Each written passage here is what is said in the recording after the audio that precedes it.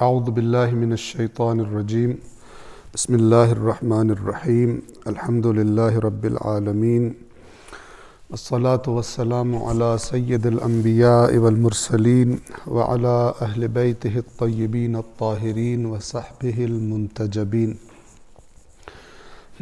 گزشتہ درس میں سورۃ البقرہ آیت نمبر 24 تک ہم نے مکمل کیا تھا۔ آج انشاءاللہ سورۃ البقرہ کی آیت نمبر 25 سے 29 تک ہم پہلے تلاوت کریں گے اور اس کے بعد ترجمہ اور وضاحت آپ کی خدمت میں عرض کی جائے گی۔ صلوات پڑھیں محمد و آل محمد پر۔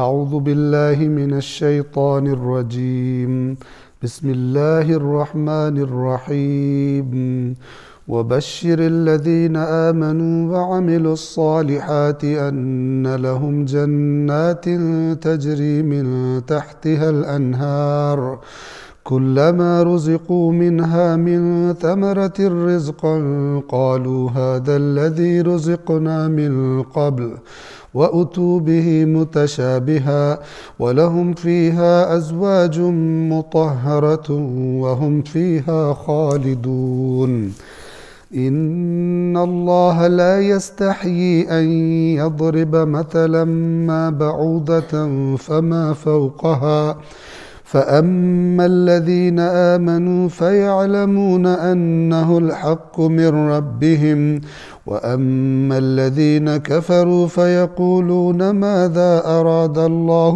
بهذا مثلا يضل به كثيرا ويهدي به كثيرا وما يضل به إلا الفاسقين الذين ينقضون عهد الله من بعد ميثاقه ويقطعون ما أمر الله به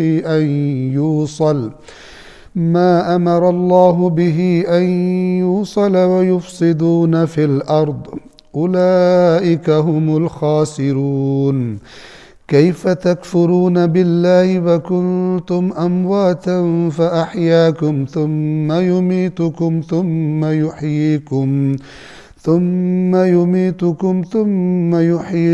ثم إليه ترجعون هو الذي خلق لكم ما في الأرض جميعا ثم استوى إلى السماء فسواهن 7 سماوات وهو بكل شيء عليم۔ صلوات پڑھیں محمد وآلہ۔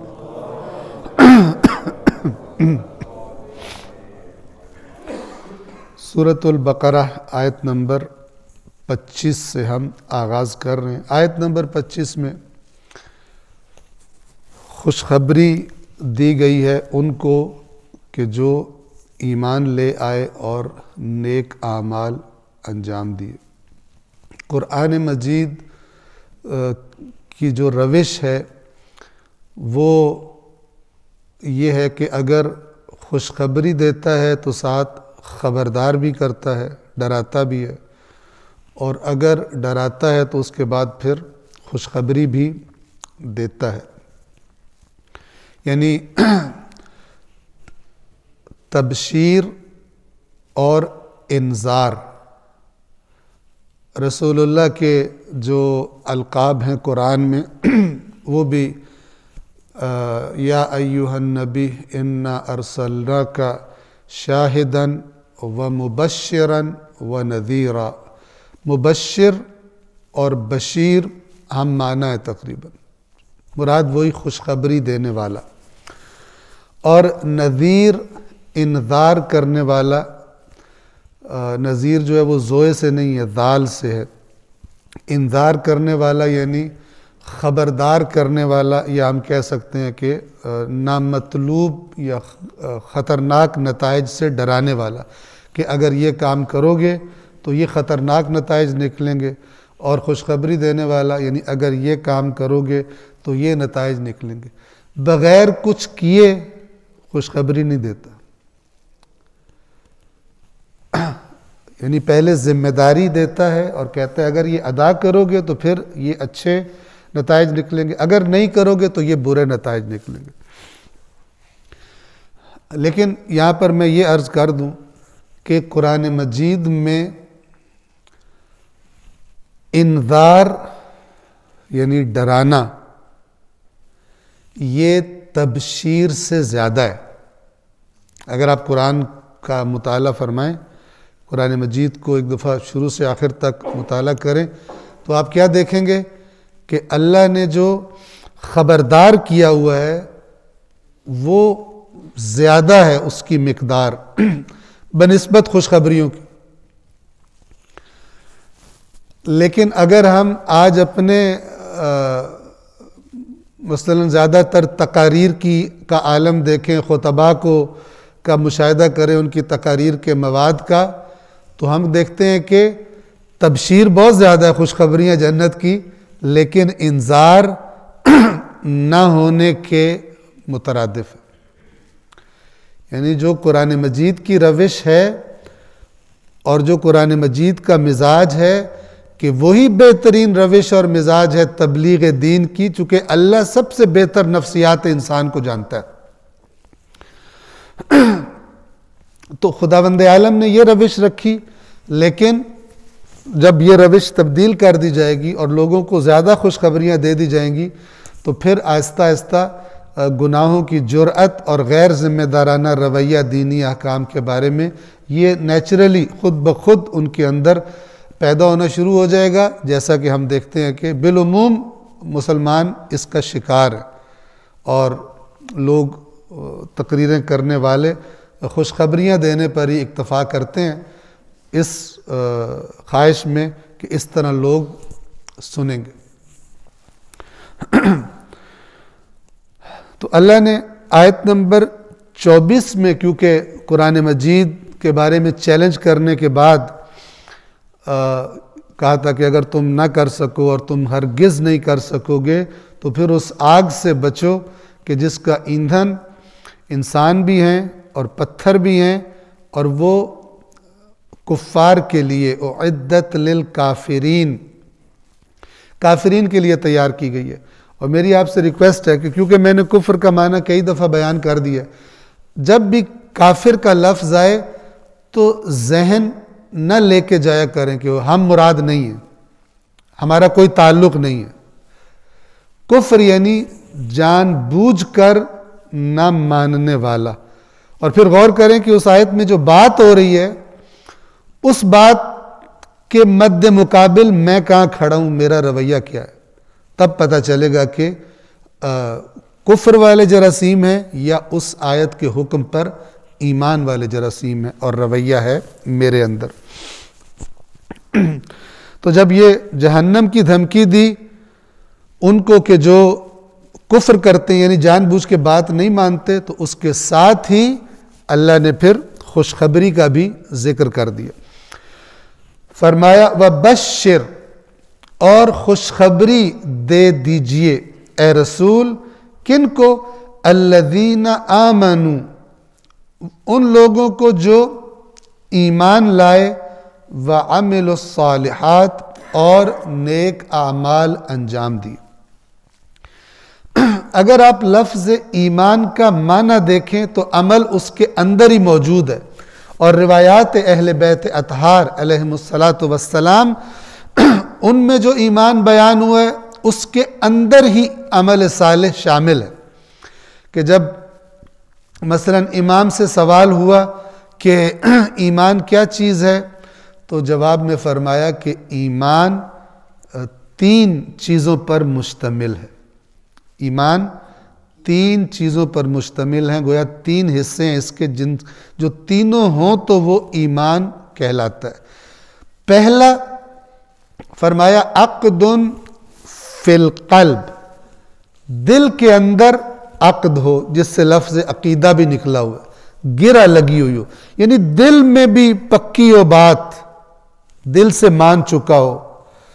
دوسرا اقرار باللسان، اپنی زبان سے اس کا اقرار کرے۔ اور تیسرا عمل بالارکان، اب اس کے بدن کے اعضاء و جوارح ان کا عمل گواہی دے کے وہی والے کام وہ کریں جن کا تقاضا اس کا ایمان کرتا ہے. یہ ایمان ہے، یہ ایمان ہے. اور اسی لیے قرآن مجید فرماتا ہے اے ایمان والو کیوں کہتے ہو جو کرتے نہیں ہو.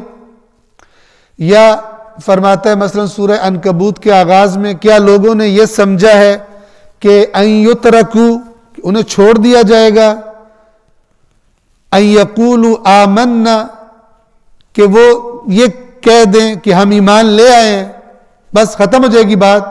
وَهُمْ لَا يُفْتَنُونَ اور ان کی آزمائش نہیں کی جائے گی. یہ دعویٰ ایمان کا دلیل نہیں مانگی جائے گی ان سے، تو مانگی جائے گی. پہلے بھی آپ کی خدمت میں اس حوالے سے بات ہو چکی. لیکن اہم بہت ہے، ایمان کے بارے میں ہمارے ذہنوں میں صحیح تصویر ہونی چاہیے، ورنہ اپنے آپ کو بندہ مومن سمجھے کسی خود ساختہ ڈیفینیشن کے مطابق، اور اپنے آپ کو اس طرح بنانے کی کوشش نہ کرے مومن جس طرح کے اللہ نے ڈیفائن کیا ہے اور اللہ نے اپنی کتاب میں اور اس کے بعد رسول اللہ اور اہل بیت نے ڈیفائن کیا ہے. تو یہ بہت بڑا پرابلم اور بہت بڑی خطا ہے انسان کے لیے اور بہت برے نتائج رکھتی ہے. ایمان کے اندر ہی عمل صالح موجود ہے، لیکن پھر بھی تاکیداً باہر بھی نکال کے رکھ دی، مزید تاکید کر دی کہ ایسا نہیں کہ تم کہو کہ ہم ایمان لے آئے ہیں، بلکہ عمل صالح بھی ساتھ ہونا چاہیے. وَعَمِلُوا الصَّالِحَاتِ اور نیک اعمال کیے ان کو خوشخبری سنا دیجیے. کس بات کی؟ أَنَّ لَهُمْ جَنَّاتٍ یہ کہ ان کے لیے ہیں جنات، جنہ کی جمع اور جنہ کہتے ہیں گھنے باغ کو. یہ انشاءاللہ اگر آپ ذہن نشین کر پائیں، جیم نون نون جس سے لفظ جن بھی بنتا ہے، جن، ٹھیک ہے، جن. اسی طرح جنت بھی اسی سے بنا ہوا ہے. جنین، بچہ جب شکم مادر میں ہوتا ہے اسے جنین بولتے ہیں، وہ بھی اسی لفظ سے بنا ہے. ان سب میں مشترکہ چیز کیا ہے؟ چھپا ہونا، نظروں سے پوشیدہ ہونا. جن کو کیوں جن کہا جاتا ہے؟ اس لیے کہ وہ نظروں سے پوشیدہ ہوتا ہے، دکھائی نہیں دیتا. شیطان کو کہا گیا جن ہے، شیاطین کو کہا گیا من الجنت والناس، یعنی نظر نہ آنے والے شیطان اور نظر آنے والے انسانوں کی شکل میں شیطان. تو جن کا اصل معنی کیا ہے؟ جن کا معنی ہے نظر نہ آنے والی مخلوق، ٹھیک ہے. اور جنین، بچہ جب شکم مادر میں ہوتا ہے ظاہر ہے لوگوں کو دکھائی نہیں دیتا اس وقت، اس لیے اس کو جنین کہا جاتا ہے. جنت کو جنت کیوں کہا جاتا ہے؟ دو اس کے بارے میں بیان کرنے والوں نے باتیں بیان کی ہیں کہ جنت ایسے باغ کو کہا جاتا ہے کہ جس کے درخت اتنے گھنے ہوں کہ اوپر سے اگر دیکھا جائے تو نیچے زمین دکھائی نہ دے.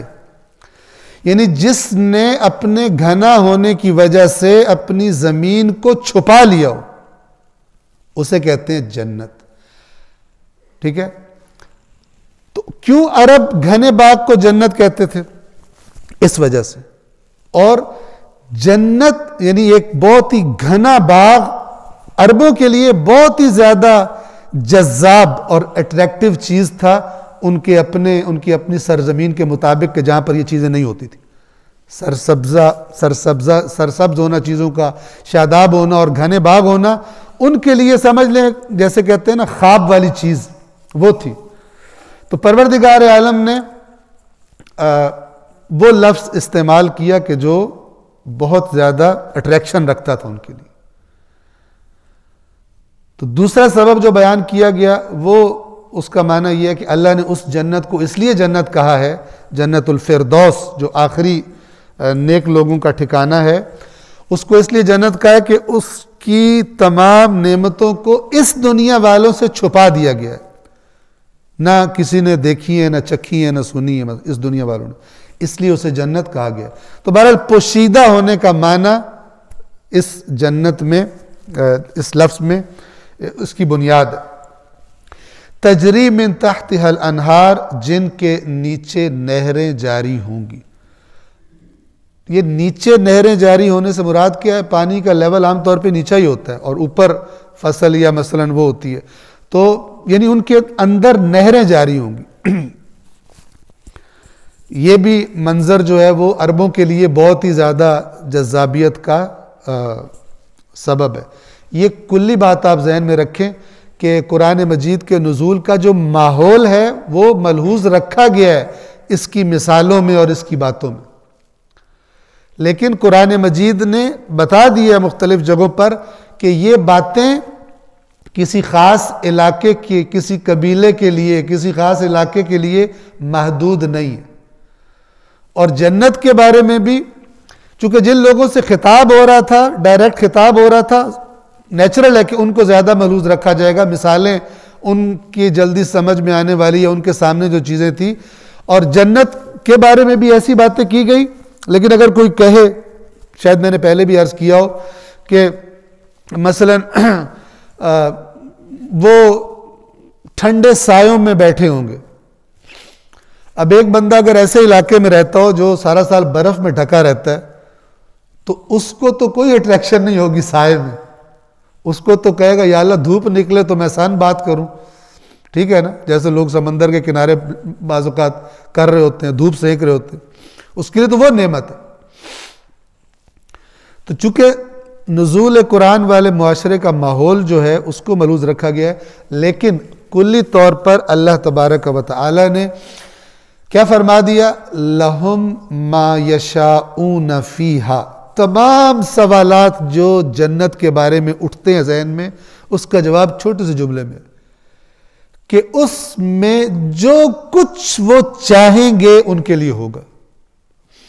اب کوئی بندہ پوچھتا ہے جنت میں یوں ہوگا، ہم کہتے ہیں جو تمہاری مرضی ہے، پوچھتے کیوں جب اللہ نے یہ کہہ دیا ہے کہ جو تمہاری مرضی ہے وہ ہوگا، تو پھر یہ سوال بنتا نہیں یہ ہوگا یا وہ ہوگا یہ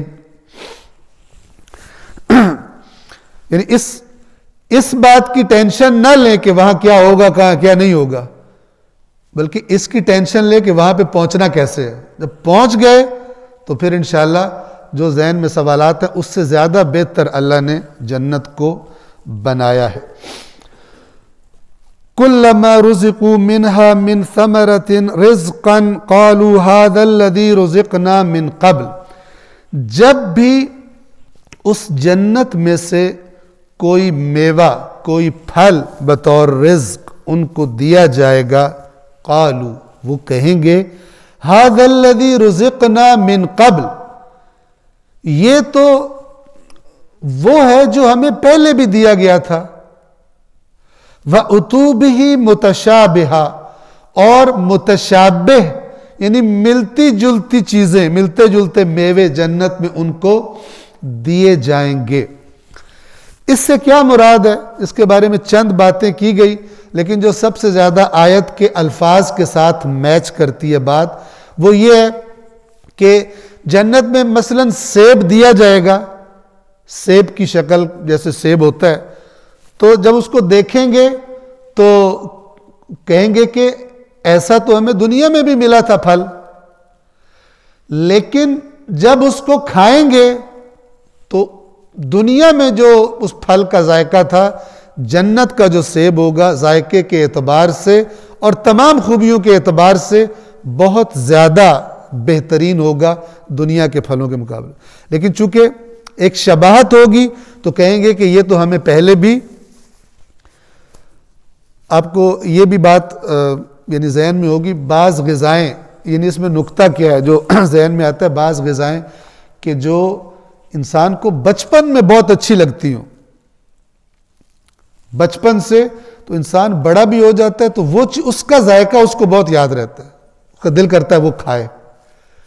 اور وہ بندہ کہ جس نے مثلا فرض کرے بچپن میں وہ چیز نہیں کھائی ہوئی، وہ اس علاقے کا نہیں ہے جس علاقے کے آپ ہیں جہاں پہ وہ چیز ملتی ہے، آپ بڑے شوقین ہیں، ہو سکتا ہے وہ کھائے اس کو مزہ ہی نہ آئے اتنا، لیکن بچپن سے جس چیز کی آپ کو عادت تھی وہ آپ کو بہت زیادہ اٹریکٹ کرتی ہے۔ تو ایک یہ نکتہ بھی ہوگا کہ مثلا ایسا نہیں کہ بالکل ایسی چیزیں ہوں گی جو اجنبی ہوں، وہ چیزیں کہ جو دنیا میں انسان کو کھینچتی تھی وہ پھل بھی دیے جائیں گے، لیکن اپنی کیفیت کے اعتبار سے دنیا کے پھلوں سے بہت بلند و بالا ہوں گے، اور ملتی جلتی چیزیں یا میوے ان کو دیے جائیں گے۔ وَلَهُمْ فِيهَا أَزْوَاجٌ مُطَهَّرَةٌ، اور ان کے لیے اس جنت میں پاکیزہ ازواج ہوں گے۔ اب یہ یاد رکھیے، ازواج جمع ہے زوج کی، اور زوج کہتے ہیں سپاؤز کو، جوڑے کو، ٹھیک ہے، کہ جیسے مرد کے لیے عورت اور عورت کے لیے مرد ہوتا ہے، اس کو سپاؤز بولتے ہیں۔ جو خاتون کے لیے لفظ بولا جاتا ہے وہ زوجہ، ایک مؤنث کی علامت لگا کر، تو خداوند عالم جوڑا جوڑا بنا دے گا۔ اب یہاں پر کئی لوگ جو ہیں، چونکہ میاں بیوی کا آپس میں رشتہ ایسا ہوتا ہے کہ وہ کئی لوگوں نے اس کے جوکس بنائے ہوئے ہیں کہ کسی کو کہا جائے کہ اللہ تعالیٰ مثلا تمہاری بیگم جنت میں بھی تمہارے ساتھ ہوگی، کہتا ہے میں نے پھر جانا ہی نہیں ہے، کہ اگر بیگم نے میرے ساتھ ہونا ہے تو میں نے جانا نہیں ہے۔ اگر بیوی تنگ ہو خدا نہ خواستہ میاں سے، تو اس کو جب کہا جائے کہ اللہ تعالیٰ جو ہے ان کے اپنے شوہروں کے ساتھ ان کو رکھے، تو کہتی ہے میں نے نہیں جانا، اس سے بہتر ہے میں جہنم میں، دنیا بھی جہنم بنی ہوئی ہے اور وہاں پہ جا کے بھی جہنم میں رہنا ہے۔ تو اس قسم کے سوالات جناب، وہ ادھر حوریں ہوں گی تو ادھر پھر کیا ہوں گے، تو کیا نہیں ہوگا، یہ سارے سوالات انسان اپنے پاس رکھے، اور وہ جو جملہ میں نے بولا قرآن کا وہ اپنے ذہن میں رکھے کہ جنت میں جو چلا گیا یا چلی گئی، مرد ہو یا عورت ہو، جب جنت میں کوئی چلا جائے گا تو کچھ بھی ایسی چیز کہ جو اس کو تکلیف دیتی ہو، غمگین کرتی ہو، اس کو اذیت کرتی ہو، اس کے مزاج کے خلاف ہو، وہاں نہیں ہوگی۔ لا خوف علیہم ولا هم یحزنون، نہ کوئی خوف ہوگا نہ کوئی غم ہوگا۔ لہم ما یشاؤون فیہا، ان کے لیے اس جنت میں جو کچھ وہ چاہیں گے موجود ہوگا۔ ولدینا مزید، اور ہمارے پاس اس کے علاوہ مزید بھی ہوگا ان کے لیے۔ یعنی فرض کر انسان اپنا تصور کرتا ہے مجھے یہ چاہیے، وہ سب بھی ہوگا، اور جہاں تک تمہارے تصور کی اڑان ختم ہو جائے گی اس سے آگے بھی تمہیں دینے کے لیے اس جنت میں ہمارے پاس چیزیں موجود ہوں گی۔ وَهُمْ فِيهَا خَالِدُونَ، اور وہ ہمیشہ ہمیشہ ان جنتوں میں رہیں گے۔ آیت نمبر 26 اور 27 یہ گویا کہ آپس میں جڑی ہوئی ایک ہی بات ہے۔ پہلے ذرا اس کا ایک جو رف سکیچ ہے وہ سن لیں، اس کے بعد ہم آسانی سمجھنے میں زیادہ آسانی ہوگی۔ دیکھیے، جب اللہ کے نبی پر علیہ الصلاۃ والسلام پر اللہ کی طرف سے کوئی بات نازل ہوتی تھی تو جب لوگوں کو پتہ چلتی تھی، رسول اللہ ان کو بتاتے تھے، تو مختلف مزاج کے لوگ مختلف رد عمل کا اظہار کرتے تھے۔ ایک مزاج کیا ہے کہ ایک سنجیدہ انسان، ایک عاقل انسان جب رسول اللہ کی شخصیت کو دیکھتا ہے اور دیکھتا ہے کہ پچھلے 40 سال کیا شخصیت ہے ان کی، ٹھیک ہے، اور سورہ بقرہ تو جب اتری ہے تو 40 سال سے بھی زیادہ معاملہ ہو چکا تھا، کافی زیادہ مدینہ میں اتری ہے، تو ایک اتنی سنجیدہ شخصیت جب کوئی بات کرتی ہے تو عاقلانہ لوگوں کا رویہ کیا ہوتا ہے؟ ایک سنجیدہ باوقار عقل مند انسان کی بات کو توجہ سے سننا چاہیے، اور بیہودہ لوگوں کا رد عمل کیا ہوتا ہے؟ بغیر سوچے سمجھے بیچ میں سے بس یہ دیکھنا کہ کہاں سے ہم کوئی گویا کہ بات پکڑیں اور پروپیگنڈا کریں۔ یہ انسان کی طبیعت ہوتی ہے، آج میری اور آپ کی بھی، مثلا ان دونوں میں سے کوئی مزاج ہمارا ہو سکتا ہے، یا کبھی دونوں مزاجوں کا مکسچر ہو سکتا ہے۔ وہ مزاج جس کو اللہ تعالیٰ کہتا ہے کہ یہ لوگ، ان کو ایمان کی دولت ملتی ہے اور یہ ہدایت میں ترقی کرتے ہیں، وہ کون لوگ ہیں کہ جب بات سنتے ہیں تو ان کا رویہ عاقلانہ ہوتا ہے، پہلے اس کو چیک کرتے دیکھتے ہیں، اور دوڑ کر فوراً ضد میں نہیں آتے اور الٹی سیدھی باتیں نہیں شروع کر دیتے. ہدایت انہی کے لیے. قرآن مجید میں اللہ نے مثال دی مکھی کی کہ جنہیں تم اللہ کے سوا پکارتے ہو وہ ایک مکھی بھی نہیں خلق کر سکتے اگرچہ سارے کے سارے اکٹھے ہو جائیں, اور اگر مکھی ان سے کوئی چیز لے جائے اچک کے تو وہ اس سے واپس بھی نہیں لے سکتے. مکھی کی مثال دی. تو بعض جب مثالیں ہوتی تھی وہ بالکل ادنا سی چھوٹی سی چیز کی تو لوگ مذاق اڑاتے تھے کہ یہ اس مثال دینے کا کیا مطلب بنتا ہے, اس مثال سے بھلا کیا سمجھ میں آئے گا, اور یہ مثال کیا ہے. بجائے مثال کی اصل مثال دیے جانے کے اصل مقصد کو دیکھنے کے کہ اس مثال کے ذریعے کیا بات سمجھائی جا رہی ہے, وہ مثال میں جو چیز کا نام لیا گیا ہے اس کو دیکھ کر مثلا پروپیگنڈا کرنا. تو یہاں پہ اللہ تبارک و تعالی اس مزاج کا بتا رہا ہے اور ایسے مزاج رکھنے والوں کے لیے کیا نتیجہ ویٹ کر رہا ہے وہ واضح فرما رہا ہے. ان اللہ لا یستحیی, بے شک اللہ حیا نہیں کرتا. حیا کا معنی کیا ہے؟ حیا کا معنی ہے کہ دل کسی چیز کو انجام دینے سے نفرت کرے, مطمئن نہ ہو, اس وجہ سے کسی چیز کو چھوڑ دینا, ترک کر دینا, اسے حیا کہتے ہیں. اللہ حیا نہیں کرتا یعنی اللہ کوئی خرابی نہیں دیکھتا اس میں کہ وہ کام کرنے سے اللہ تعالیٰ کو عار محسوس ہو, شرم محسوس ہو کہ میں یہ کام کر رہا ہوں, یہ میرے شایان شان نہیں ہے. کس بات سے محسوس نہیں کرتا عار؟ ان یضرب مثلا, کہ وہ کوئی مثال دے, بعوضۃ فما فوقہا, چاہے وہ مثال مچھر کی ہو یا مچھر سے بڑھ کر کسی چیز کی, مچھر سے اوپر کی کسی چیز کی. فما فوقہا, توجہ کیجیے, یہ مچھر سے بڑھ کر یا مچھر سے اوپر کی چیز سے کیا مراد ہے؟ یعنی مچھر سے بھی کوئی حقیر چیز, چونکہ بات ایک حقیر مخلوق کی ہو رہی ہے, ایک چھوٹی سی ادنا سی چھوٹے سائز کی مخلوق کی ہو رہی ہے, تو اللہ مچھر یا مچھر سے بھی کسی ادنا تر چیز کی مثال دے, اللہ کو اس میں کوئی عار محسوس نہیں ہوتی. کیوں؟ اس لیے کہ اگر تم اسی مچھر کے اندر غور کرو تو ایک بالکل حقیر سی مخلوق, یہ حیوان اپنے پاس وہ تمام بدن کے اعضاء رکھتا ہے کہ جو ہاتھی جیسے بڑے حیوان کے پاس ہوتے ہیں, سب اس کے پاس ہے, اور ایڈیشنل 2 پر بھی اضافی ہیں اس کے پاس. یعنی وہ تمام اعضاء جو ہاتھی کے پاس ہیں اللہ نے اس کو بھی دیے ہیں اس سونڈ سمیت, کہ جو دنیا کے باریک ترین ٹنلز میں سے ایک چیز ہے, جو مچھر کی وہ سوئی ہوتی ہے کہ جس کے ذریعے وہ خون وغیرہ چوستا ہے بیٹھ کر, اور مچھر کا جو خطروں سے الرٹ کرنے والا اس کا راڈار سسٹم ہوتا ہے اور سارا کچھ ہوتا ہے, وہ سب, اور پر اتنے سپیڈ میں حرکت کرنے والے کہ انسانی آنکھ ان کی حرکت کو ڈیٹیکٹ نہیں کر سکتی, اتنا تیز اس کے پر جو ہیں موو کرتے ہیں.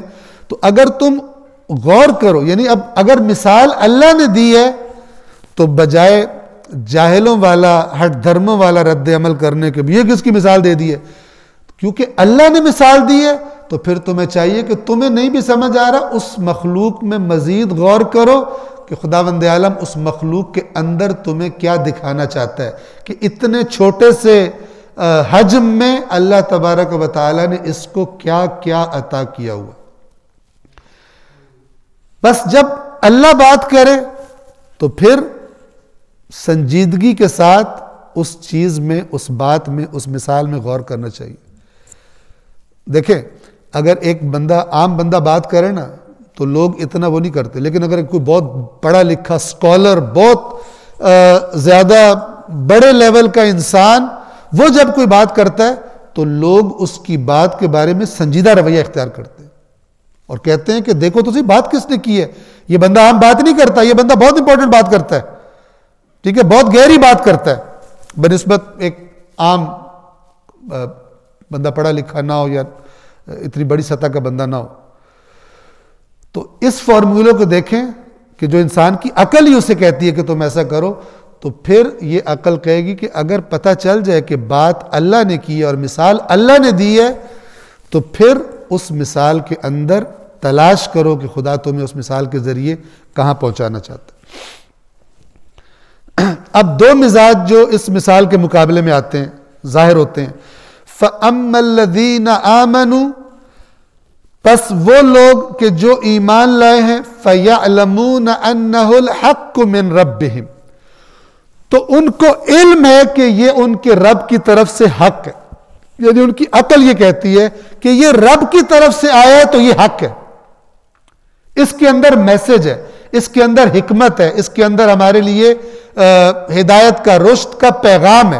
اس نگاہ سے دیکھتے ہیں، تحقیق کرتے ہیں، ریسرچ کرتے ہیں، مطالعہ کرتے ہیں اس کو، کیونکہ انہیں پتہ ہوتا ہے اگر اللہ نے کہا تو حق ہوگا. وَأَمَّا الَّذِينَ كَفَرُوا، اور رہے وہ لوگ کہ جنہوں نے کفر اختیار کر لیا، جن کا مزاج ہی ہے کہ ہم نے نہیں ماننا، وہ کیا کرتے ہیں؟ وہ مزاج کیا ہے؟ فَيَقُولُونَ، تو وہ کہتے ہیں مَاذَا أَرَادَ اللَّهُ بِهَذَا مَثَلًا، اس مثال سے اللہ نے کیا ارادہ کیا، اس سے اللہ کیا چاہتا ہے؟ یہ کوئی مثال دینے کی چیز ہے. یہ بات مچھر یا مچھر کے علاوہ کسی اور چیز کی نہیں ہے. بات جو یہاں پر بتانا چاہیے وہ مومنانہ اور کافرانہ مزاج کا فرق ہے، عاقلانہ اور جاہلانہ مزاج کا فرق ہے. توجہ فرمائیے، ایک ہوتا ہے جاہل عالم کے مقابلے میں.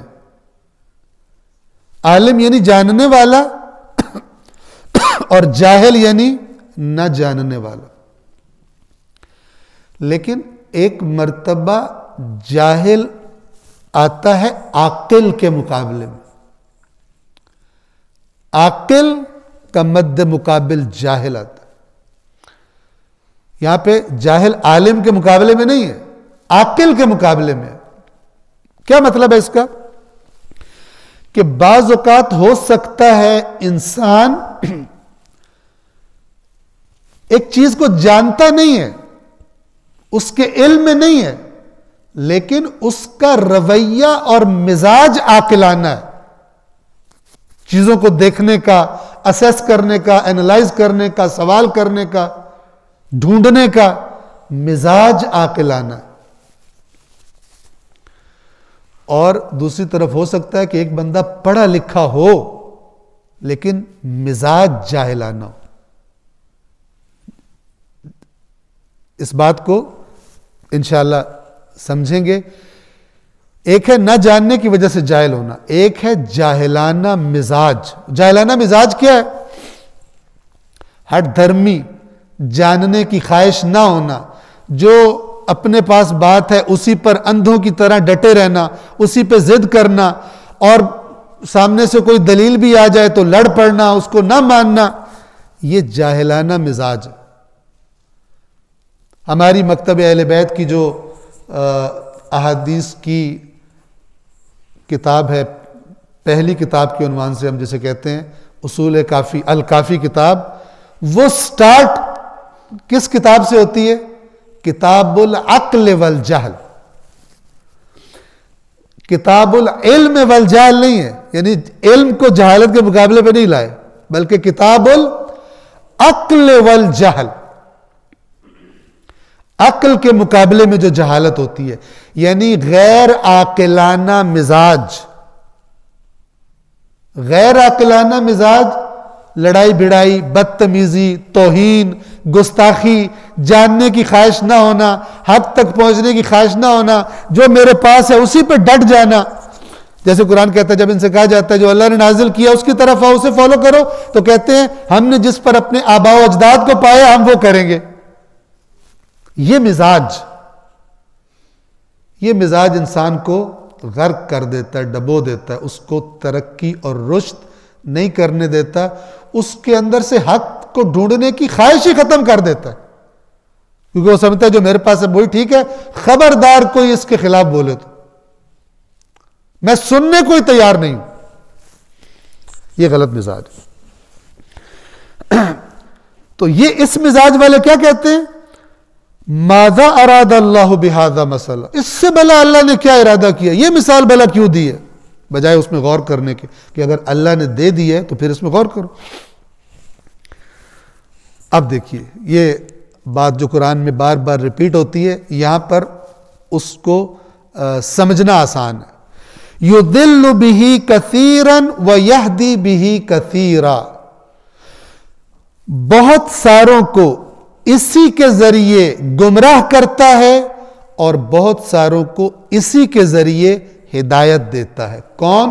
اللہ، مثال دینے والا. ایک ہی مثال سے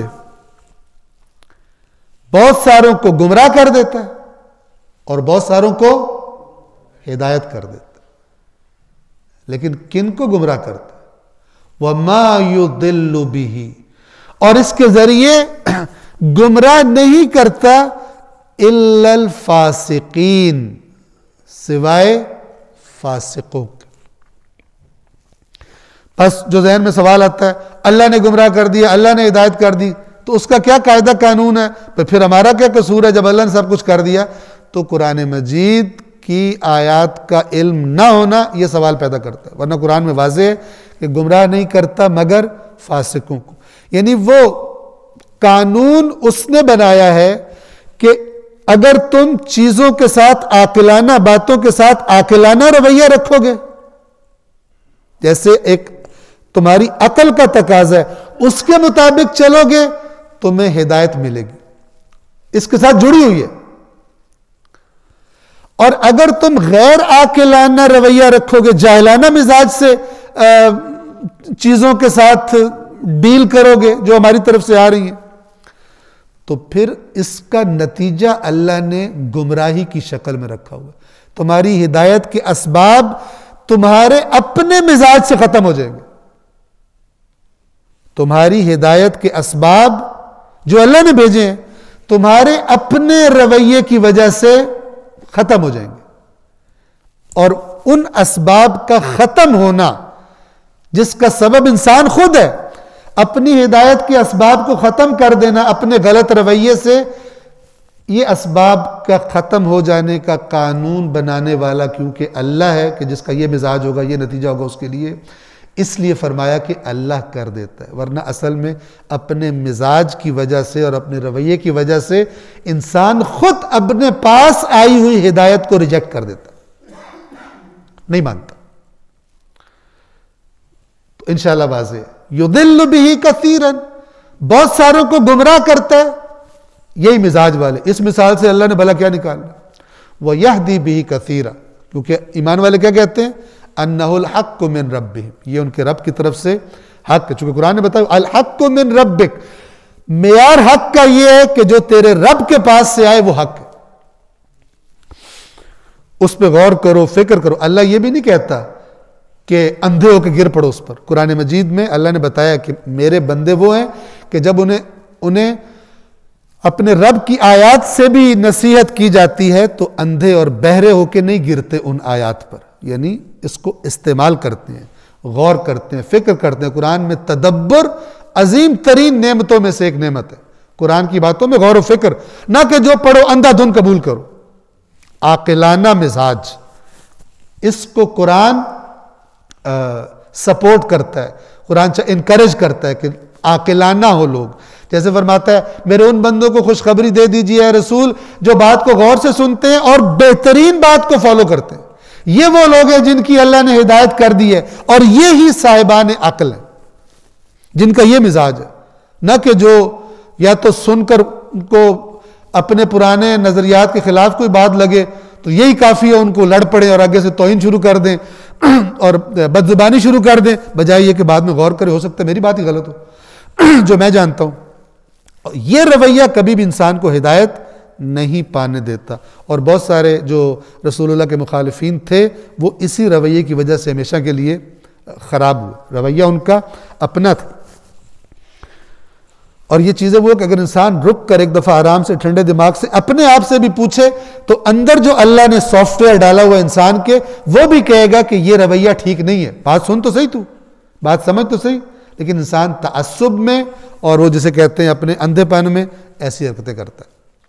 اور یہ فارمولہ سب کے لیے، کوئی اس زمانے یا اس زمانے کے ساتھ خاص نہیں ہے. تا قیامت انسانوں کی نفسیات ایسی ہیں. تو اللہ کہہ رہا ہے اگر یہ مزاج ہے تمہارا تو تیار ہو جاؤ، اس کا نتیجہ ہم نے گمراہی رکھا ہے. اور اگر تمہارا مزاج عاقلانہ ہے تو اس مزاج کے نتیجے میں ہم نے ہدایت رکھی ہے، رشد رکھا ہے، ترقی رکھی. وَمَا يُضِلُّ بِهِ إِلَّا الْفَاسِقِينَ، اور گمراہ نہیں کرتا اس مثال کے ذریعے سوائے فاسقوں کے. فاسقوں گمراہ کرتا ہے. اب خود لفظ فاسق بتا رہا ہے، خرابی ادھر ہی ہے. فاسق کسے کہتے ہیں؟ اللہ کے حدود کو کراس کر جانے والا. گٹھلی جب کھجور کے اندر سے نکل آتی ہے، گویا کہ کھجور خراب ہو جاتی ہے اس وقت، خود ہی کھجور پھٹ جائے، گٹھلی اندر سے باہر نکل آئے، اس کو کہتے ہیں فسق التمر، یعنی کھجور فاسق ہو گئی. کھجور فاسق ہو گئی، خراب ہو گئی، یعنی وہ جو اس کا کور تھا اس نے اس کو پھاڑ دیا، اندر سے وہ گٹھلی باہر نکل آئی ہے. یہ خرابی کی علامت ہے. فاسق بھی وہ ہوتا ہے کہ جو خدا چاہتا ہے کہ جس پردے کو نہ پھاڑا جائے، نہ چاک کیا جائے، جس حدود کو نہ کراس کیا جائے، اس سے باہر نکل آتا ہے. اس کو فاسق کہا جاتا ہے. توجہ فرمائیے، ایک صلوات پڑھیں محمد وآل محمد.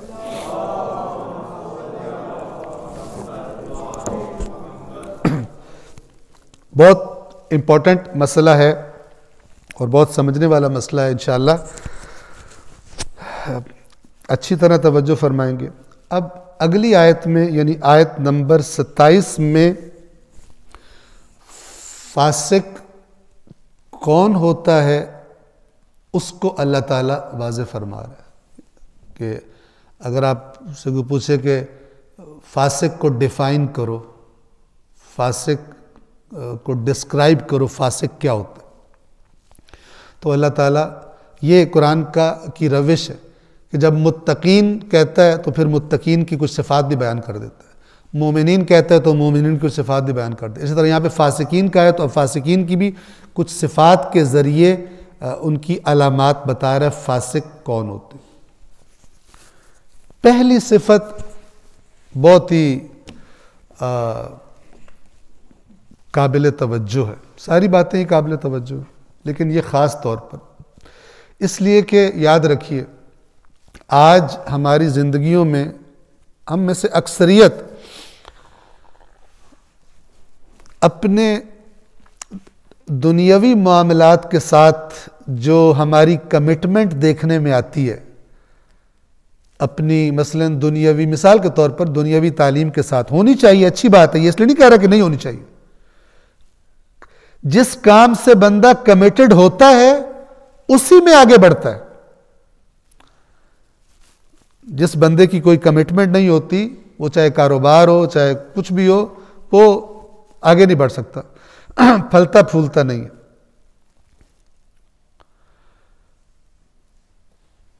صرف کمپیریزن کے لیے کہہ رہا ہوں کہ اگر ہم دنیاوی معاملات میں اپنی کمٹمنٹ کو دیکھیں اور کمپیئر کریں اللہ کے ساتھ، ہم نے کوئی کمٹمنٹ کی ہو، کمیٹڈ ہو ہم کہ اس دین کے لیے ہم یہ کام کریں گے،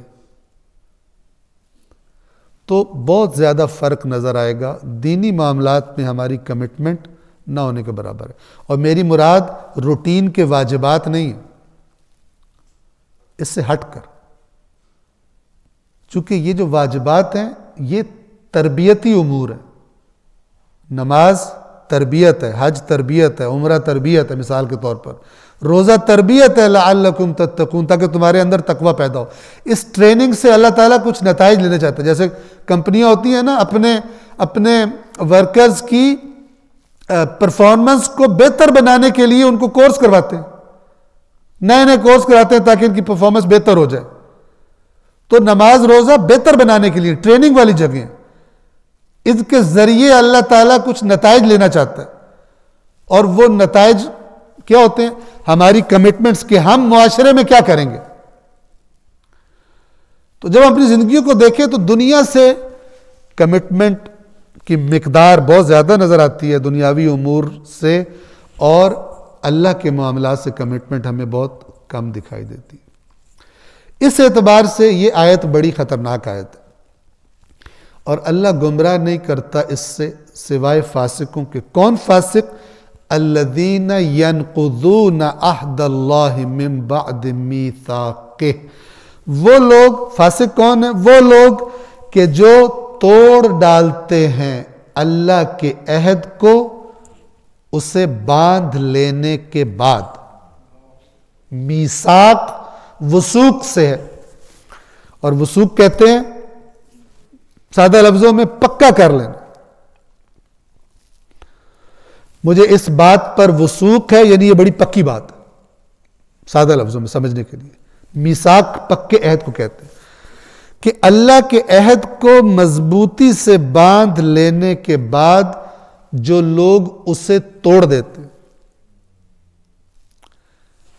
اب یہ سن کر میں ایک اطمینان کا سانس لوں، شکر ہے میں نے تو اللہ سے کوئی پکا عہد کیا ہی نہیں کہ میں نے توڑا ہو، ٹھیک ہے نا، اسی تو بچ گئے۔ ایسا اللہ نال کوئی عہد کیتا ہی نہیں، ہم نے کیا ہی نہیں، لہذا ہم تو فاسق ہیں ہی کوئی نہیں، پیچھے ہی بچ گئے، ایسا نہیں۔ خود اللہ کی توحید کا اقرار عہد ہے، یا پکا ہے یا پکا نہیں۔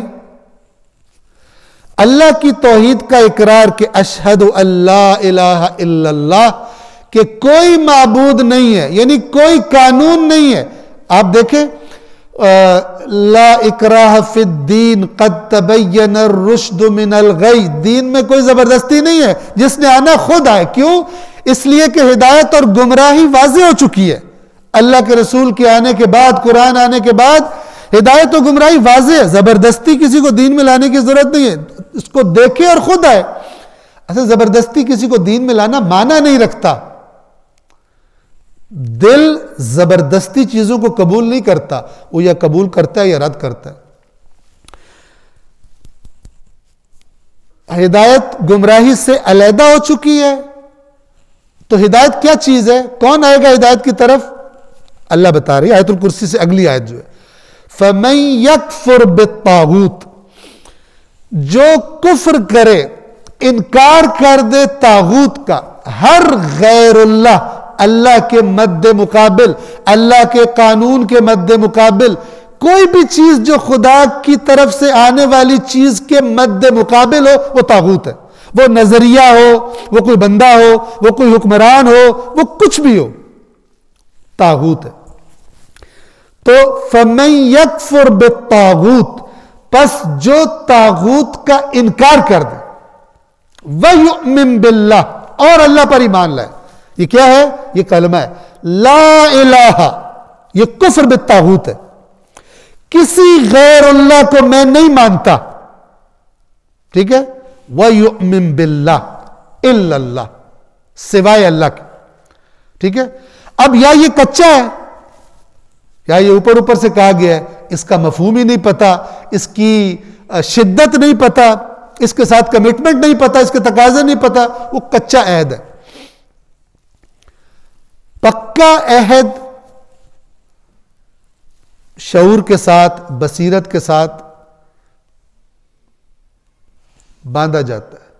اب کوئی شخص عہد کو پکا کرنے کے بعد توڑ دے، اسے اللہ تبارک و تعالیٰ کیا کہتا ہے؟ فاسق کہتا ہے، کہ اس نے میرے ساتھ کیے ہوئے عہد کو توڑ دیا۔ پس جس کی کوئی کمٹمنٹ ہے ہی نہیں، وہ اس طرف سے خطرے میں ہے، اللہ کے ساتھ، اللہ کے دین کے ساتھ اپنے آپ کو کمیٹڈ نہیں سمجھتا۔ دیکھیں اسلام کے آغاز میں دیکھ لیں، رسول اللہ کہہ رہے ہیں آؤ میرے ساتھ، اب ان کو نظر آ رہا ہے جہاں جا رہے ہیں وہاں موت ہے سیدھی سیدھی۔ وہ تو اللہ مدد کرے اور انسان فتح عطا کر دے، وہ الگ بات ہے، لیکن اگر ظاہری اسباب کے اعتبار سے دیکھا جائے تو مرنے جا رہے، اور منافق کہتے بھی یہی تھے، یہ جنگ نہیں ہے، خودکشی کرنے جا رہے ہو، تم پاگل ہو گئے ہو، کہتے تھے۔ سورہ آل عمران کے اندر کہا گیا کہ اگر ہماری بات مان لیتے تو نہ مرتے، جس طرح ہم نے انٹیلیجنٹ بڑا ذہانت والا فیصلہ کیا، ہم بیٹھ رہ گئے، یہ کم عقل، اگر ہماری بات مانتے تو اس طرح نہ مارے جاتے۔ غزوہ احد کے بعد یہ باتیں کر رہے تھے۔ وہ جو کمیٹڈ تھے رسول اللہ کے ساتھ، وہ بغیر کسی تردد کے فوراً لبیک کہتے تھے۔ کمٹمنٹ یہ ہوتی ہے کہ اللہ کی وحدانیت، اللہ کے رسول کی رسالت کی گواہی دے چکے ہیں، اب اللہ کا رسول بلاتا ہے، بغیر کسی تردد کے پہنچ جاتے ہیں وہاں پہ۔ یہ کمٹمنٹ ہے۔ اور جو نہیں جاتا، جو تردد کا شکار ہے، اس کا مطلب ہے اس نے اپنی کمٹمنٹ کو، اس نے منہ سے کلمہ پڑھا، رسول کو یقین دلا دیا کہ میں تو آپ کا ہو گیا ہوں، لیکن ہوا نہیں ہے، اس نے پکا عہد نہیں باندھا۔ بس عہد کو باندھ کر توڑ دینا وہ تو ہے ہی ہے خراب، لیکن عہد کا نہ ہونا، کمٹمنٹ کا نہ ہونا اللہ کے ساتھ، یہ اس کا مطلب ہے کہ ابھی تک پوری طرح اندر بھی نہیں آیا اس دائرے کے جس دائرے میں آنے کا دعویٰ کرتا ہے اور اپنے آپ کو سمجھتا ہے کہ میں ہوں اس دائرے میں۔ بس ہم کوشش کریں کہ پروردگار عالم کے ساتھ آہستہ آہستہ چیزوں کی کمٹمنٹ کریں۔ جیسے اپنے دنیاوی امپورٹنٹ کام جن کو ہم کہتے ہیں ان کے ساتھ ہم کمیٹڈ ہوتے ہیں۔ آپ نے دیکھا ہوگا نا، بعض اوقات کوئی کام امپورٹنٹ ہوتا ہے تو اگر گھر میں بیگم کہے کہ آج آپ نے میرے ساتھ جانا ہے ادھر، مثلا امی کے گھر ہمارے، تو آپ کیا کہتے ہیں کہ آج آپ خود چلی جاؤ کیونکہ مجھے کام امپورٹنٹ ہے، کمٹمنٹ والا کام ہے۔ اگر مسلمانوں کی ایک تعداد اس دین کے ساتھ کمیٹڈ ہو جائے تو یہ دین دوبارہ اٹھان لے گا اور اللہ تعالیٰ اس کو وہ عطا کرے گا۔ اور اگر کمٹمنٹ کوئی نہیں ہے تو صرف دعائیں مانگنے سے اور ایک دوسرے پہ تنقید کرنے سے، اور فلانوں نے یہ کر دیا، علماء کہیں عوام نے بیڑا غرق کیا ہوا ہے، اور عوام کہے علماء نے بیڑا غرق کیا ہوا ہے، سب نے مل کے بیڑا غرق کیا ہوا ہے، اس لیے کہ کمٹمنٹ نہیں ہے دین کی سربلندی کے لیے کام کرنے کے ساتھ۔ عہد، میثاق، کمٹمنٹ یہ ہمارے اندر نہیں پائی جاتی۔ وہ لوگ کہ جو اللہ کے عہد کو توڑ دیتے ہیں، من بعد میثاقہ، اسے مضبوط کرنے کے بعد، وَيَقْطَعُونَ مَا أَمَرَ اللَّهُ بِهِ أَن يُوصَلَ، یہ بھی بہت ہی امپورٹنٹ بات ہے، اور کاٹ دیتے ہیں اس چیز کو، قط کر دیتے ہیں، کاٹ دینا، توڑ دینا،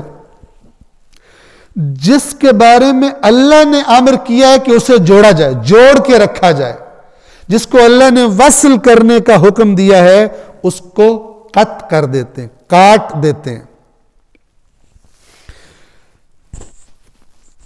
اگرچہ زیادہ تر یہ کہا گیا کہ اس سے مراد صلہ رحمی یا رشتہ داروں کے ساتھ، لیکن ہر وہ چیز، ہر وہ رابطہ جس کو اللہ چاہتا ہے کہ وہ رابطہ قائم رہے، کسی بھی ایسے رابطے کو توڑ دینا، یہ اس آیت کا مصداق۔ فاسق کون ہے؟ کہ جن چیزوں کو اللہ نے جوڑے رکھنے کا حکم دیا ہے یہ اس کو توڑ دیتے۔ اہل بیت اطہار کی علیہم الصلاۃ والسلام کی روایات میں یہ بات بتائی گئی۔ دیکھیے فرمایا گیا کہ اس وقت تک تمہارا ایمان کامل نہیں ہے جب تک تمہاری ساری دوستیاں اللہ کی خاطر اور ساری دشمنیاں بھی اللہ کی خاطر نہ ہو جائیں۔ یعنی جتنا مومن اپنی ذات کو نکال دے گا اور اللہ کی ذات کی رضا دیکھے گا یا اللہ کی ناراضگی کو دیکھے گا، اس بنا پر اپنے رشتے، اپنی دوستیاں، اپنے تعلقات رکھے گا، یہ مومن ہے، اتنا پاورفل ہے اس کا ایمان۔ اور جتنا ذاتیات کی وجہ سے جھگڑے کرتا ہے یا دوستیاں کرتا ہے، اپنی پسند ناپسند کی وجہ سے، اور خدا کی پسند اور ناپسند کو نہیں دیکھتا، اتنا یہ ایمان میں ضعیف ہے۔ تو یہاں پہ کیا فرمایا جا رہا ہے؟ یہ وہی بات، حدیثیں انہی آیات سے نکلی، انہی کی وضاحت میں۔ وَيَقْطَعُونَ مَا أَمَرَ اللَّهُ بِهِ أَن يُوصَلَ، اور جس کو اللہ نے جوڑے رکھنے کا حکم دیا اسے کاٹ دیتے۔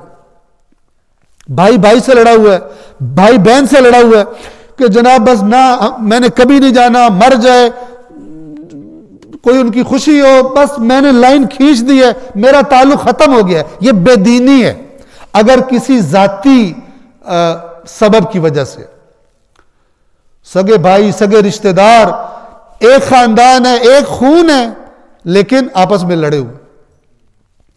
ایک تو یہ ہے کہ خدا چاہتا ہے کہ اس کو جوڑ کے رکھا جائے. اس کے ذیل میں بہت ساری روایات ہیں، پورے باب ہیں صلہ رحمی کے بارے میں، کہ وقت نہیں ہے کہ ان ساری روایات کو یہاں پر بیان کیا جائے.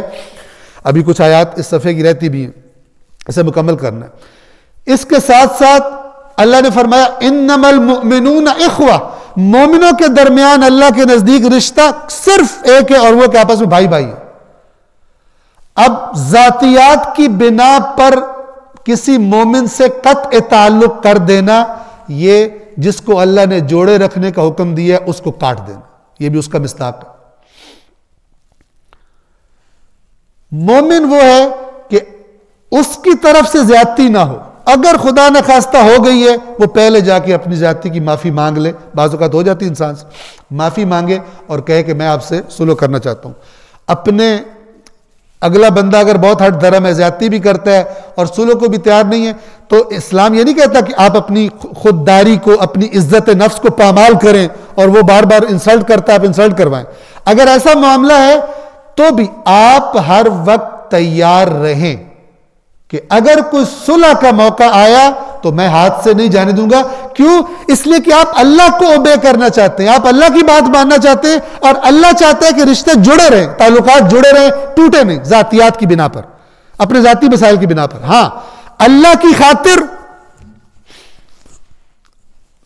صحیفہ کاملہ میں امام جو رسول اللہ پہ درود پڑھتے ہیں، اس میں ایک یہ ہے کہ تیرے دین کی سربلندی کی خاطر اس نبی نے اپنے سگوں کو اپنا دشمن بنا لیا، اور جن کو جانتا بھی نہیں تھا، جن کو پتہ نہیں کہاں سے لوگ آئے ہوئے تھے، جن کو جانتا بھی نہیں تھا ان کو اپنا بنا لیا، سینے سے لگا لیا. اور جو اپنے قریبی تھے، رشتہ دار تھے، تیرے دین کو انہوں نے نہیں مانا، تیرے نبی نے ان کو چھوڑ دیا، دشمن بنا لیا اپنا. اللہ کی خاطر محبت، اللہ کی خاطر بغض. اور جو ذاتیات کی وجہ سے دین اسلام اس کی گنجائش نہیں رکھتا. جہاں پر یہ ہیں لڑائیاں، وہاں پر ایمان کا ضعف اور دین کی صحیح سمجھ نہ ہونا، یا سمجھ ہونا لیکن ماننا نہیں، اپنی ذاتی انا کی وجہ سے یہ چیزیں دخیل ہوتی ہیں. اور کاٹ ڈالتے ہیں اس چیز کو جس کو اللہ نے جوڑنے کا، جوڑے رکھنے کا حکم دیا ہے. وَيُفْسِدُونَ فِي الْأَرْضِ، اور زمین میں فساد کرتے ہیں. فساد کسے کہتے ہیں؟ سمپل لفظوں میں اللہ تبارک و تعالی جس طرح دیکھنا چاہتا ہے معاشرے کو، کوئی ایسا کام کہ جو اس میں خرابی پیدا کرتا ہے وہ فساد ہے. ہر نافرمانی فساد ہے، چاہے اکیلے کمرے میں بیٹھ کے کی جائے اور چاہے اجتماع اور معاشرے کے اندر کی جائے، فساد ہے. وہ ہر عمل اپنے اثرات رکھتا ہے. ہر خدا کی نافرمانی فساد کے دائرے کے اندر آتی ہے. اولئک هم الخاسرون، جن لوگوں کی یہ صفات ہیں، یعنی یہ جو اس قسم کے فاسق لوگ ہیں، یہی خاسرون میں سے ہیں. خاسر اسے کہتے ہیں کہ جب اینڈ آف دا ڈے کیا ہو، اس کے پاس کچھ بھی نہ بچے.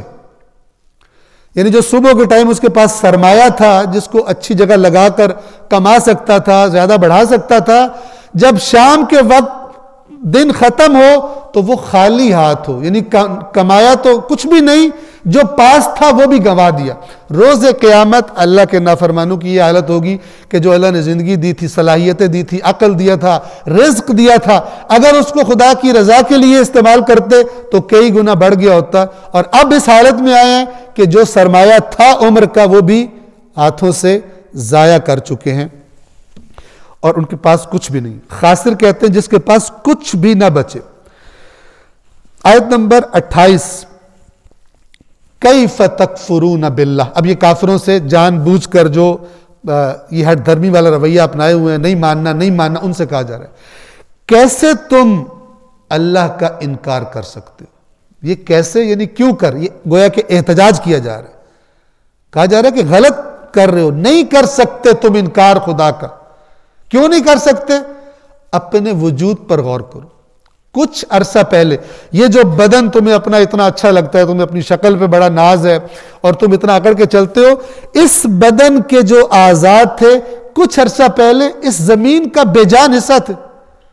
اسی زمین کے اندر سے ہم نے تمہارے اس جسم کو نکالا. کس نے نکالا ہے؟ جو نکالنے والا اس خالق کا، تمہیں بنانے والے کا تم انکار نہیں کر سکتے. کوئی دلیل اس کائنات میں نہیں ڈھونڈ سکتے کہ تم اس کا انکار کر دو. رٹ لگا سکتے ہو نہیں ہے نہیں ہے نہیں ہے، دلیل نہیں دے سکتے کہ وہ نہیں ہے. اس کے نہ ہونے کی دلیل آج تک بڑے سے بڑے ملحد بھی اور ایتھیسٹ بھی دلیل پیش نہیں کر سکے ایسی کہ جس کے ذریعے وہ کہیں کہ ہم نے ثابت کر دیا کہ اللہ نہیں ہے.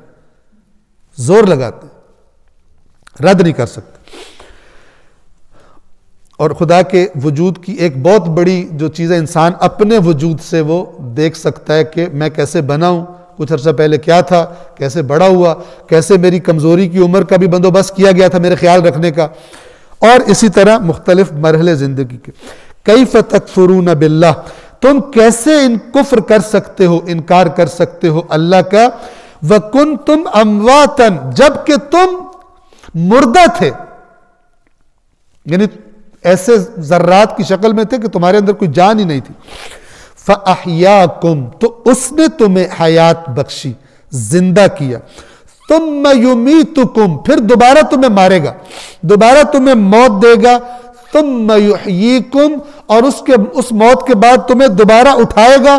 ثُمَّ إِلَيْهِ تُرْجَعُونَ، اور پھر تم سب کے سب زندہ جب کیے جاؤ گے اسی کی طرف تمہیں لوٹایا جائے گا تاکہ اپنے اعمال کا، اپنی گزاری ہوئی زندگی کا حساب دے سکو. آیت نمبر 29. بس اس آیت میں یہ بھی اشارہ ہے، یعنی اس موضوع کی طرف پوائنٹ آؤٹ کیا گیا، اشارہ کیا گیا کہ انسان کی خلقت بے مقصد نہیں ہے. اس زندگی گزارنے کے بعد دوبارہ اللہ کی بارگاہ میں اس کو حاضر ہونا ہے. جس کو اس بات کا یقین ہو، پھر وہ کہتا ہے کہ جو مجھے حاضر ہونا ہے پھر مجھے کیا کرنا چاہیے، وہ ادھر کیا ہوگا، کیا پوچھا جائے گا یا کچھ نہیں پوچھا جائے گا، اس زندگی کا اس زندگی سے کوئی تعلق ہے یا نہیں ہے، تو پھر انسان اس طرف اپنے آپ کو آگے بڑھائے گا. لاسٹ آیت آج کے لیے، آیت نمبر 29. هُوَ الَّذِي خَلَقَ لَكُم مَّا فِي الْأَرْضِ جَمِيعًا، وہی ہے جس نے تمہارے لیے خلق کیا ہے جو کچھ زمین میں ہے سارا کا سارا. اب یہاں سے انسان کی امپورٹنس کہ جو کچھ ہمیں دکھائی دیتا ہے اللہ تبارک و تعالی اس کو خلق فرما رہا ہے. کس کے لیے؟ انسان کے لیے. چونکہ اگلی آیت میں انشاءاللہ کہ جو جب اگلا درس ہوگا تو ہم پڑھیں گے، کیونکہ اللہ کا نائب اللہ نے قرار دیا انسان کو زمین پر.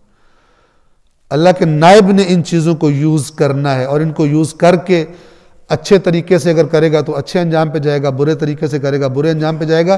لیکن یہ ساری کی ساری چیزیں انسان کو مد نظر رکھ کر انسان کے لیے، انسان کی آزمائش کے لیے بنائی گئی. یعنی یہ انسان کی خدمت کے لیے ہیں. انسان اس بات کو سمجھے کہ میں نے ان کو یوز کر کے کسی اور جگہ پر پہنچنا ہے، نہ یہ کہ یہ چیزیں مجھے یوز کر جائیں، مجھے استعمال کر جائیں، اور جب آخری ٹائم آئے تو پتہ چلے کہ میں سارا استعمال ہو گیا، حالانکہ مجھے ان کو استعمال کرنا تھا، انہوں نے مجھے استعمال کر لیا. مطلب میں نے ایک ہدف بنایا، میں نے فلان چیز خریدنی ہے اور ساری عمر اس میں لگا دی، بس میں نے یہ چیز بنانی ہے، یہ چیز میں نے خریدنی ہے، وہ چیز مجھے استعمال کر گئی. میری زندگی اس کے لیے نہیں تھی، میری زندگی کسی اور مقصد کے لیے تھی کہ جو اللہ تبارک و تعالی چاہتا تھا. هُوَ الَّذِي خَلَقَ لَكُم مَّا فِي الْأَرْضِ جَمِيعًا، وہی ہے جس نے تمہارے لیے خلق کیا سارا کا سارا جو کچھ زمین میں ہے. ثُمَّ اسْتَوَىٰ إِلَى السَّمَاءِ، اور پھر وہ آسمان کی طرف. اب اس کا ترجمہ استوا کا کیا ہے؟ کسی چیز کا احاطہ کر لینا، مکمل اپنے اختیار میں ہونا، بغیر کسی ڈسٹربنس کے. ثُمَّ اسْتَوَىٰ إِلَى السَّمَاءِ، یعنی اس پوری کائنات پر اس نے اپنا تسلط قائم کر لیا، اسی کا اقتدار ہے. یہ جو میں نے عرض کیا کہ قائم کر لیا، اس سے مراد یہ نہیں کہ پہلے نہیں تھا، لیکن یہ اس حالت کو بتانے کے لیے کہ اس کائنات کی خلقت کے بعد بھی اس کا جو سب سے بڑی اتھارٹی اور کنٹرولر ہے اور صاحب اقتدار ہے اور پوری طرح مسلط ہے وہ اللہ تبارک و تعالی ہی کی ذات ہے. پہلے بھی وہی تھا، اب بھی وہی اور ہمیشہ وہی ہے. پھر بلندی کی طرف ترجمہ کیا جاتا ہے متوجہ ہوا، فَسَوَّاهُنَّ سَبْعَ سَمَاوَاتٍ، تو ان کو بلندیوں کو 7 بلندیاں 7 آسمان بنا دیا. وَهُوَ بِكُلِّ شَيْءٍ عَلِيمٌ، اور وہ ہر چیز کا علم رکھتا ہے گہرائی کے ساتھ اور دائمی. بس آخری نقطے کے طور پر اس آیت کے 7 آسمانوں سے کیا مراد ہے؟ بہت ساری باتیں کی گئی، لیکن حقیقت یہ ہے کہ اگر قرآن مجید ہی کی آیات کو دیکھا جائے تو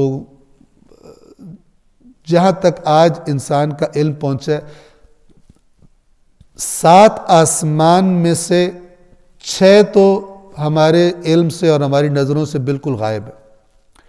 اس لیے کہ اللہ نے قرآن میں بتایا ہے وَزَيَّنَّا السَّمَاءَ الدُّنْيَا بِزِينَةٍ الْكَوَاكِبِ، ہم نے ستاروں کی زینت سے سب سے نچلے آسمان کو سجایا ہے.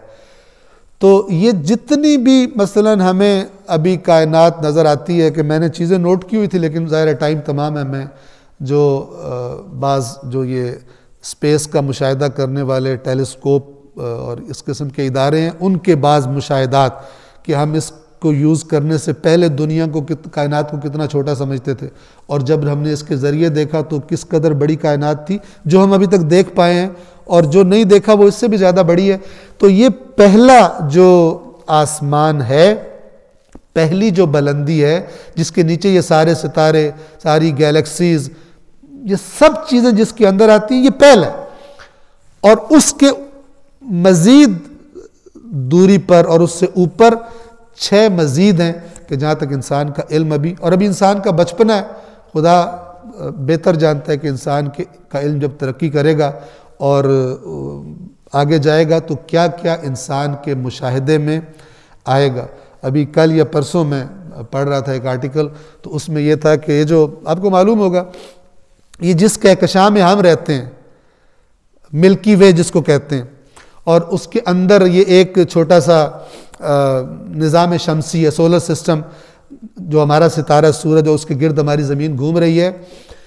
صرف یہ کہکشاں کہ جس جیسی کھربوں ہیں، کھربوں، ٹھیک ہے نا، بس کھربوں ہی کہا جا سکتا ہے، ہزاروں ملینز اور ایسے الفاظ یوز کرتے ہیں.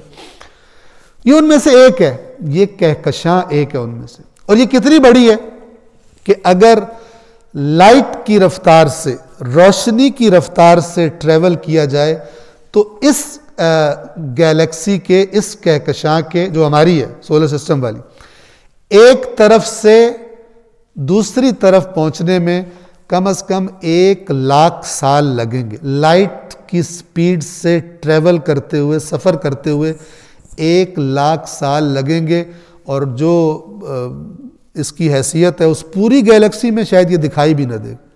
یعنی اگر اس کو بنایا جائے، زمین تو دکھائی دینا دور کی بات ہے، یہ پورا سولر سسٹم دکھائی نہیں دے گا اس میں. یعنی اگر اس کی تصویر بنائی جائے تو اس قدر وسیع اور ایسی اربوں کھربوں گیلیکسیز اور کہکشائیں اس سماء الدنیا کے نیچے ہیں، یعنی جو سب سے پہلا ہے اس کے نیچے ہیں.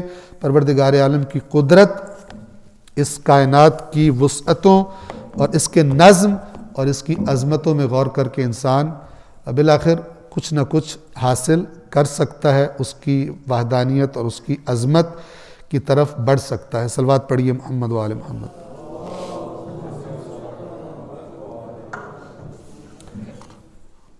آج چند منٹ